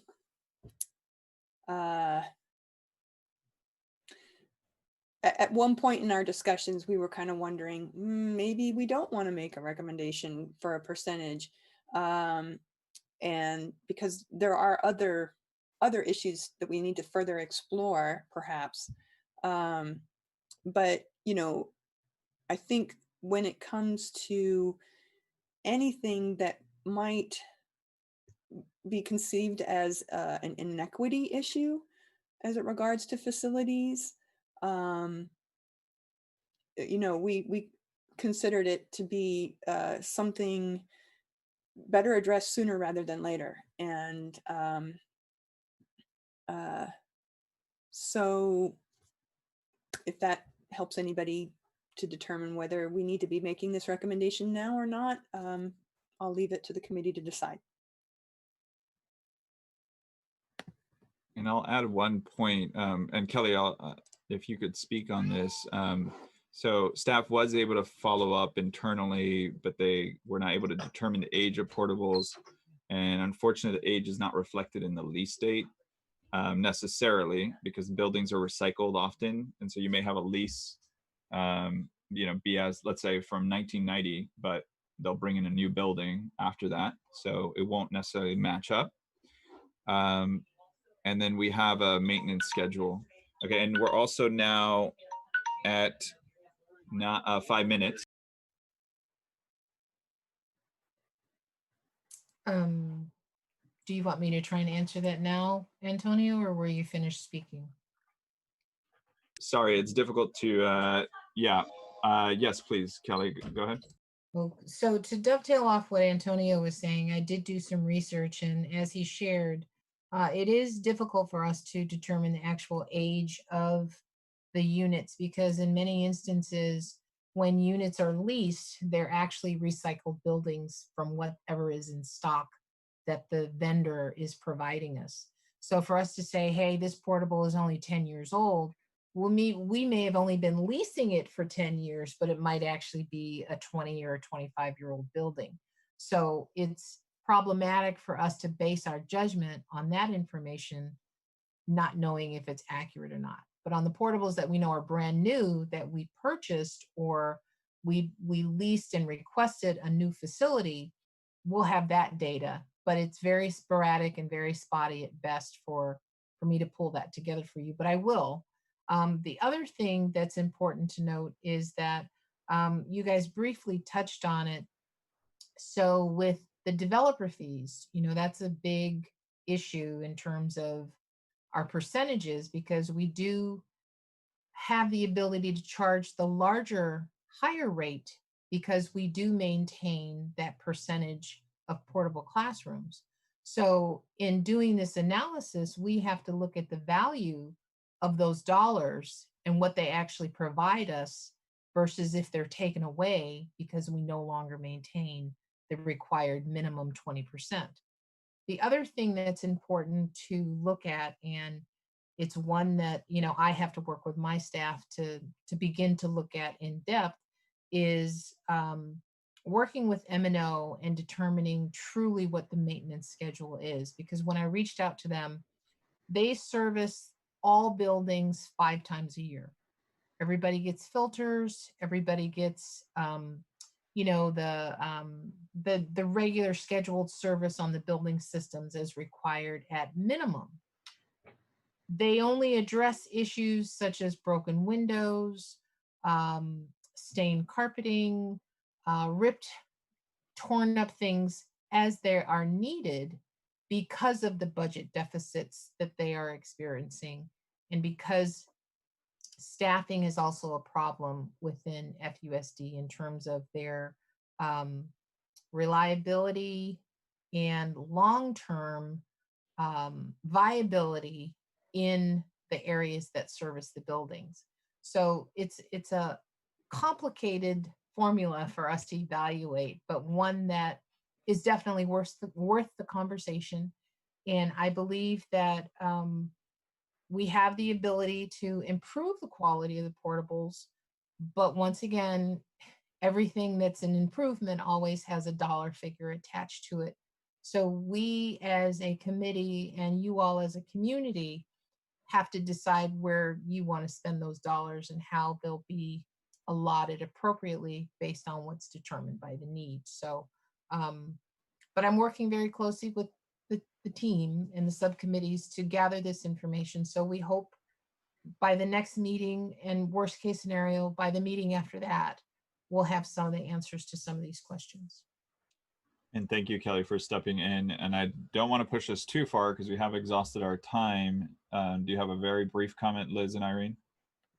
If I may start, with the conversion, we may already be heading towards losing our qualifications for developer fees, potentially. I wasn't able to make that analysis myself.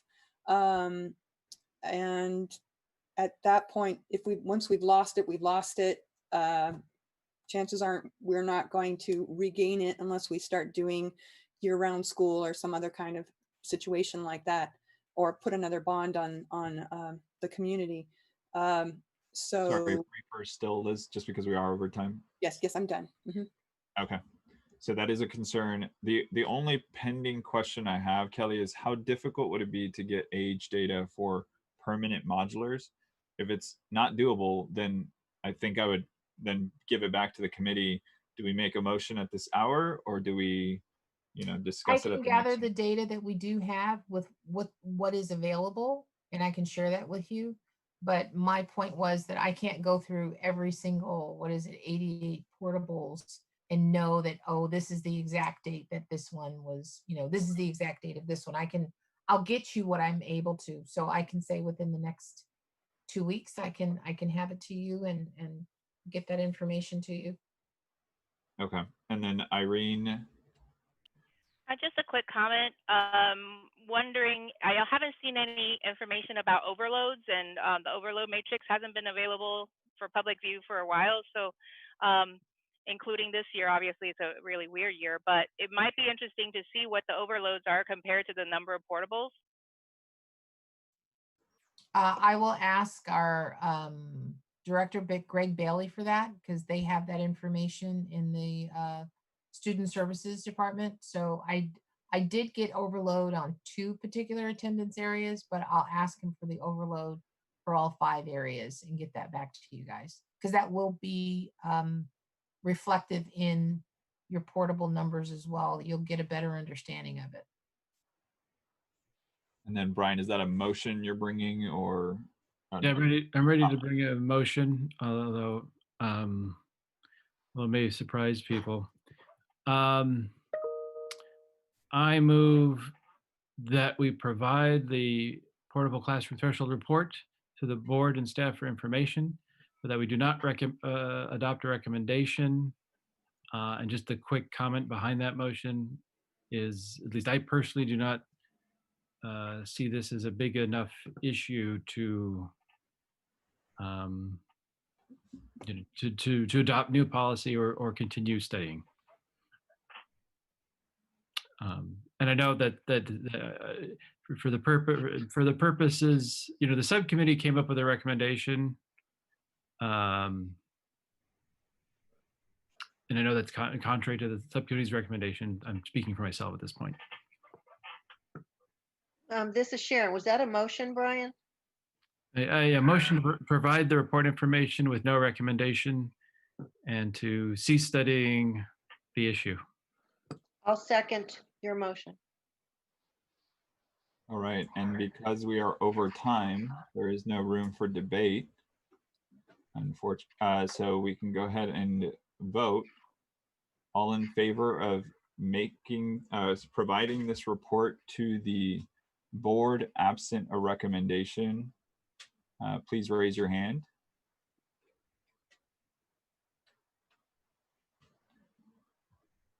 All right, please lower your hands.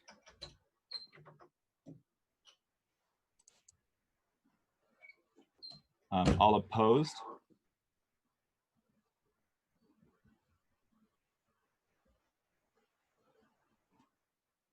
All right, the ayes have it with Irene and Antonio voting against.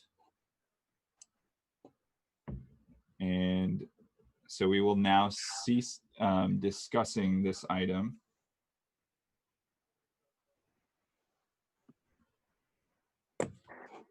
And we can go ahead and move to thoughts on future meeting topics.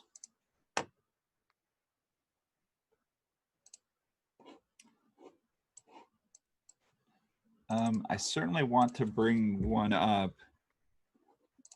I think in part because of what just happened, I would like to discuss norms as to subcommittee recommendations.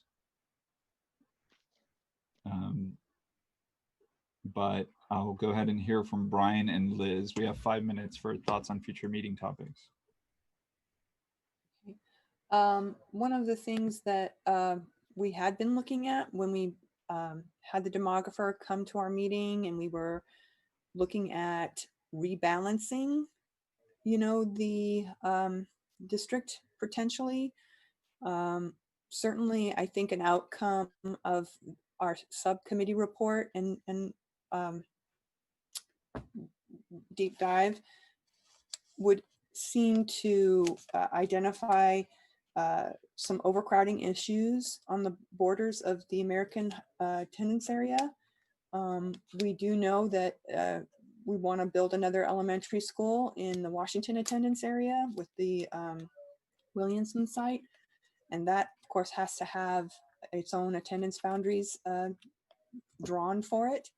I would say that this information is supporting of a bit of a attendance area shift that might relieve Olivera of some of its students that would then go to Williamson. So maybe we need to be looking at that as a committee. Could you summarize the issue in 1 to 2 sentences so that I'm we sorry. Given the crowding, literal crowding at Olivera's campus, should Williamson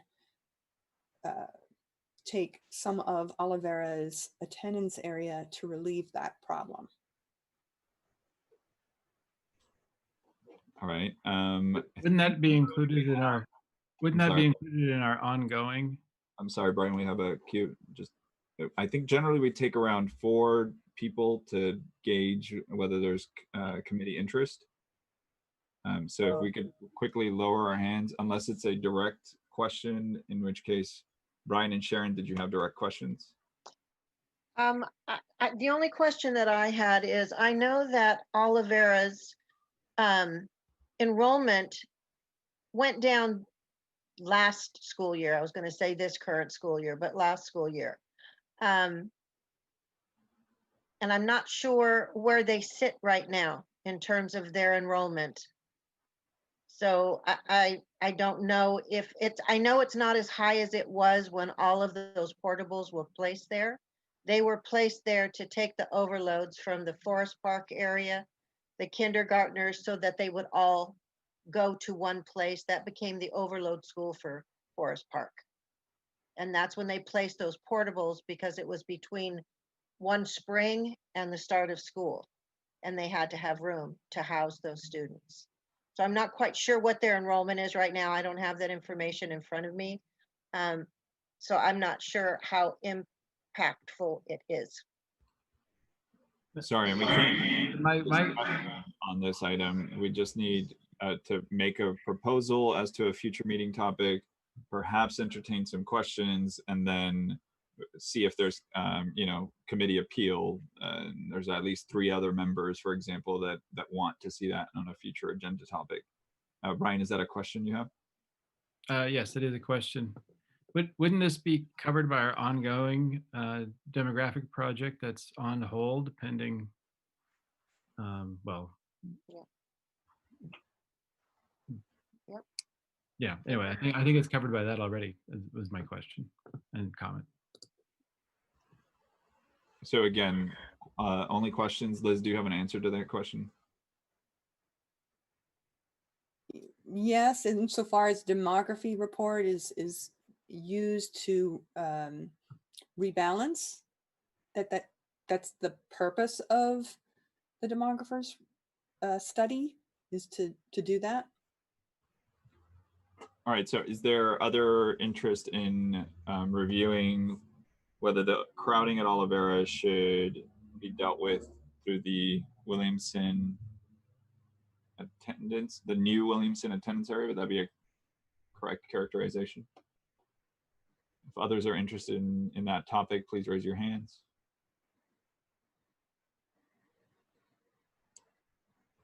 Okay, perhaps next time.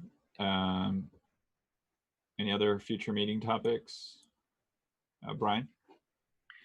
I couldn't remember if staff was looking at a long-range facilities plan update. I think that was a discussion topic, and I wanted that on the future, and I just wanted to know if that was still something being looked at or not. Would that be an update on staff's plan on the LRFP? Yeah. Update. Thank you. An update from staff on how they plan to update the LRFP. You know, to be scheduled as appropriate. All right. So, is there interest from the committee on such an update from staff? Please raise your hands.